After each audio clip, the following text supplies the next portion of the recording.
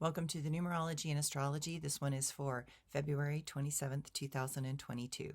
If you add all those numbers together, you get the number 17, and if you add the 1 and the 7 together, you get the number 8. The number 8 indicates that when we have compassion for others, we can discover the divine within us.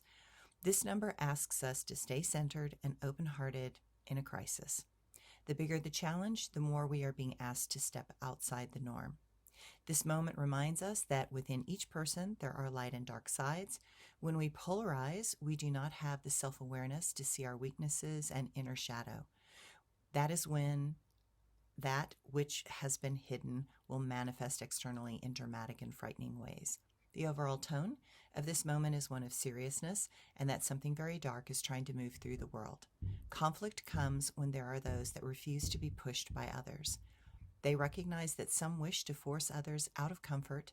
There are lines that each person cannot cross or will refuse because they know that in doing what another wants, they will risk losing their own center and peace of mind. For some, that is worse than death. In that moment, there are always those that will come together to work towards a cause. The darkness and tragedy of life seem painfully obvious, and it seems that many demons are demanding to be let in. The forces of darkness must be invited in. When they are refused easy access, that is when battles begin.